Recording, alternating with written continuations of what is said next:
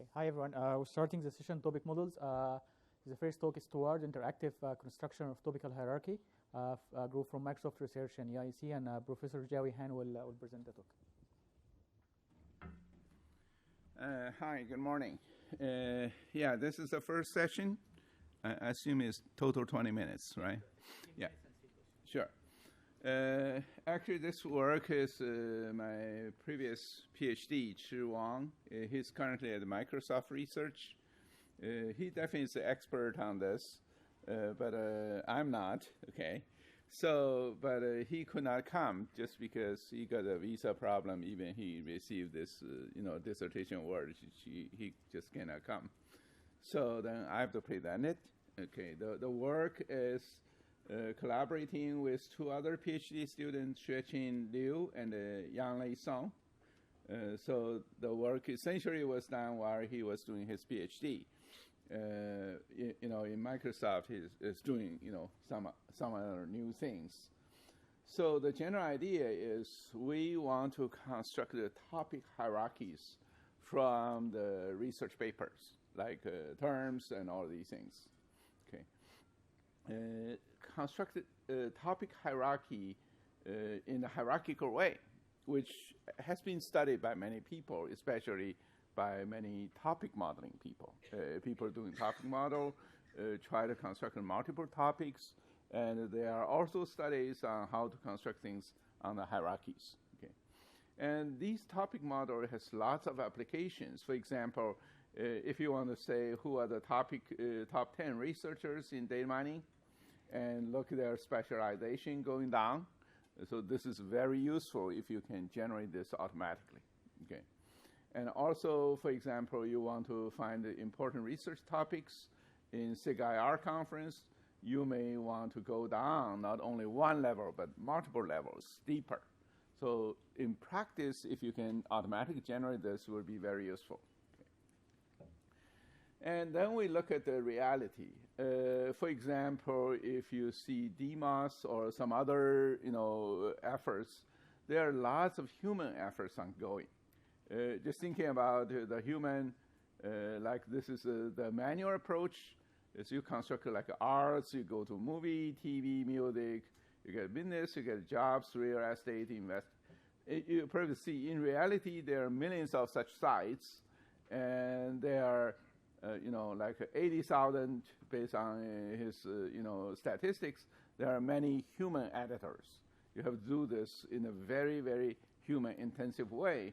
You get over like 1 million categories, and the effort goes from 1998 to 2014. So it's a huge effort by human to do this. Okay, but human doing this, the advantage is it has high quality because human knows the fields and subfields. They can construct hierarchy in a real, high quality way. But the problem is it's very labor intensive. Okay. And then people has been working on topic modeling in various kind of different ways to do this automated approach. That means they try to avoid a lot of human work. That means you really have a low human effort. But on the other hand, the quality constructed is reasonably low. Okay. For example, he mentioned a few like a nested Chinese restaurant process, and like a pachinko allocation model, hierarchical pachinko allocation model, recursive Chinese restaurant processes, nested Chinese restaurant franchise, split LDA. Those are all the previous work. Of course, there are many more. Okay, working on how to construct multiple layers of hierarchies automatically. But the problem is it's pretty low quality. Okay, and especially people in many cases they want to do it in a little interactive way. Okay, the people may say, take this particular set of corpus. You get this corpora, then you say, I want to create a hierarchy. Okay, you inform the computer. The computer may generate something like this. Okay, theoretically, this could be very nice if you can do this in a hierarchical way. Actually, he did something in his thesis using, the like a Cassie-Hinn, published in the previous work. It's more like you get a corpus, you try to construct a hierarchical way. Okay, that one published in the previous work, including I think 2013 KDD conference. He published a work how to do this one in a hierarchical way. Okay, but in many cases, people actually want to do it interactively. Okay, interactively means suppose you are given a hierarchy. Okay, in many cases, like in computer science, people can give you a hierarchy like this. Okay, then you want to modify the hierarchy. That means this hierarchy may or may not be, adapt to your need and your corpus. You want to modify this. Then you want to create a set of operators. You say, instead of general hierarchy in this way, now this information system, information theory, originally is under information. But you may say the information theory, I want to go to theory. Okay. Then I want to merge information database into information technology and systems. Okay. Then I even don't want to show information system and database. I want to merge them as one node. Okay. So you have lots of real operation you want to play. Is you want to merge, you want to split, you want to shift. Okay. Can we do this in an interactive way? In the meantime, we take care of the original corpora. Okay. So that's his motivation. Okay. Simply says, the human, you can use human curator, you can do this, but the problem is you also want to be automated. Okay, that means human may give you something, they say, I want to merge, you want to do something, but whether this automated operator can take a human instruction at a high level, okay, then they are going to go down, look at the real corpus, real thing, and try to do this in a way. For example, you get an information system, you say, I want to split this, then they are going to split into database, information retrieval, or something like this. This is very highly desirable. Okay. So then what kind of operators we really want? He actually did a detailed study in this paper, say essentially if we have these several high-level operators, it will be very desirable. Just taking DBRP, take computer science as an example. You probably can see. You may want to expand. That means if you say, I want to expand this one, then you may get from information technology into database and information retrieval. This one is expand. Okay. Then in reverse, you may say collapse, and this whole thing collapse into one. Okay. You may want to split. You may have one part you can split into multiple ones. You want to merge them, or you want to remove certain things, and you want to remove something. You actually they can merge and move. There are lots of possible operators you can play, and he actually defined those operators, and then see how these operators can be integrated with the overall system. Okay, that means. To do this, there are some major challenges. Okay, one challenge is consistency. Another challenge is efficiency. He actually tried a lot of traditional inference methods. The methods, for example, the typical LDA, okay, those things, and he found the first thing is for different runs, you get a very large variance across all those runs. That means you get things, this time you get this kind of node, the other time you get very different ones. Okay. Another one is it requires hundreds to thousands of iterations to converge. And there is even no guarantee you definitely will converge. So that simply says the traditional methods to do this interactive, using merge, split, all these operators, different run, you get different things. And also there's no guarantee not only slow, but no guarantee you will converge. Okay. So what he wants is you get a single run consistency that simply says you want to run different things on this. You get the multiple different runs. You get all generate very stable, similar hierarchies, and you want a small number of database scans. So that's the general idea. Okay. Then what he worked out essentially is called scalable recursive tensor decomposition. Okay. The scalable recursive tensor decomposition basically satisfy these requirements. That means you want a single run consistency, you want a multiple run consistency, you also want the efficiency. Okay. Then what he has achieved is one is you get a new hierarchical topic model that supports consistent manipulation of the operators. Okay. The second one is you get a moment-based inference method with theoretical bound on the output variance. Simply say across different runs, the variance is very small. Okay, you almost get the same thing. And the third one, it is a very efficient. It requires only 3 scans of data. So that's the using recursive tensor decomposition instead of using the pure generative model. Okay. And this the recursive tensor decomposition principally is still based on latent dish allocation, but the plate, the diagram actually is different. If you look at the typical LDA, this part is not really doing this, more like based on topic distribution, you get new ones, then this one can propagate, finally get into this real world. Okay. But this principle actually is based on, I should say, it is based on a different principle instead of those pure generative model. Okay. The principle was based on, I think, I forgot, I should put the original author, I think is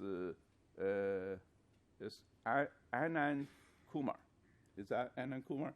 Anand Kumar in 2012 generated a theorem. Okay. And that theorem basically is tensor-based theorem. Okay. Then what Chi was doing, actually, he proposed an efficient decomposition method. Okay. The original Anand Kumar theorem is very nice. Theoretically, you have a nice guarantee. But on the other hand, it is very slow. Okay. So what this operator, I probably can skip it. I can say, what exactly his contribution and his decoupled decomposition, why can scale up Anand Kumar's 2012 paper. Okay, the general idea is this. His observation is most of these matrix you get, these tensor, actually it's pretty sparse. Okay, it is a low rank, but it's very sparse. But you can, based on this, you can take advantage of this sparseness. You actually doing the decomposition. You change a very large rank, like a V times V matrix, into a small one, K times K. Okay, I'll show you the general. Okay, this formula. Sorry, I think once you change into Mac, it's just scrambled. But anyway, the upper part is exponential, down part is subscript. Okay, so the first thing I should say is you generate not only the single word but the phrases. Okay, that's based on his Cathy method, and the phrases you can do the ranking based on the 4 standard he proposed, I actually yesterday the tutorial I give the four standards. Essentially, is you get whether it is popular, whether it's discriminative, those 4 standards, completeness, and and the key part is this. Okay, the key part is you got these tensor. Okay, but the tensor is very big. Okay, like these V times V times V. Okay. Then but it's very sparse. And what he did is he used this tensor decomposition method, change V times V times V to K times K times K. Okay, that changing essentially he's doing eigen decomposition, change to much smaller tensor. Okay, And this tensor, you actually can do the inference using Anand Kumar's method actually in a very efficient way. Okay, then you can get high quality. Okay, so what he did basically is he used this tensor decomposition, okay, called TOD, and a scalable one. He basically called this method called STROD, scalable tensor decomposition. Okay, then using he changed this v times v times v to k times k times k, and then his both time complexity and space complexity actually shrink quite a lot. You can see the space comes down to big O M, and the time comes also down to the k instead of the original v. Remember, this k is much smaller than the original v, so the computation is much more efficient. Okay, so but the details, he got lots of formula transformations. The details, I think I better refer to the paper. You can read in more detail. But anyway, you probably can see the general philosophy is you get a very sparse v times v, those kind of tensor. Then you, based on the eigenvector, okay, you decompose this one into v times k, k times k, k times v. But the essential computation becomes you play with this k times k tensor. Okay, much smaller one, but it's not. It's much less sparser. Okay, so with this one, the Anand Kumar's method can replace the previous purely generative model, and it is because it's more based on the aggregation, so it is much stable. That means it's not like the pure generative process. Different run, you get a very different thing. Okay, so with this, you can see the general philosophy is using this very sparse one, using this eigenvector decomposition. You change this one into k times k, and with this k times k, you can play with all the previous, the theorem by Anand Kumar. Then the computation becomes stable and becomes efficient. Okay, so I better first show you some running results. You probably can appreciate it. The first thing is he actually compare with many methods. His method called scalable tensor orthogonal decomposition, STROD. Okay, his previous method is based on EM algorithm. It's network-based clustering called CASI. And then he compared with a few previous methods, split LDA and HPAM and CRP. Okay, this is a nasty Chinese restaurant process. And he shows, the first thing is he shows this one is very scalable. If you look at this is exponential scale. Okay, then his time on the DBRP title, CS abstract, this track, AP News, and PubMed abstract. This you probably see is order magnitude faster than the previous methods, okay, including his own CASI methods. The CASI previous published already reasonably efficient, but he got like another almost order magnitude more efficient. Okay, so you see this is number of documents and number of tokens is very huge. Okay. Another very important thing for his hierarchical construction is the stability. The stability means he computes the average KR divergence across 10 runs, look at their variance, and among these 10 runs, you probably see the variance on other methods could be very big, okay? And the other one, like a PubMed one, is just too slow to complete for other methods, but the variance is quite big. But for his multiple runs, the variance, like 10 runs, the variance is very tiny comparing to the others. Okay, like this PubMed, the variance is 0.000 something. It's almost like all these runs maintains very stable. And not only stable, the quality also is high. You can see the variance is got this. You get more data, you get multiple runs, it's linearly scalable, it is efficient. On the other hand, you probably can see the overall, the randomness actually, the STROD, this one, the F1 measure, it is much higher compared to the other F1s. Okay, So he shows some results. Actually, if you see his paper, he has much more results. You probably see the results. He generated, this is a database, data mining. Then you get into different like skylines, queries, data mining part. You get multiple hierarchies, like this data mining streams, this part. All this is OLAP data cube, multi-dimensional data. You actually can see it generates very stable ones, okay? So the final conclusion is he developed the iterative operator to help topic hierarchy curation, okay? And the solution is a scalable tensor recursive orthogonal decomposition called STROD, and it is consistent and fast run, low variance, and high quality, okay? So the technical ones, the more technical, you better go down into the paper. Okay, there are lots of formulas. Thank you. Yes, thank you.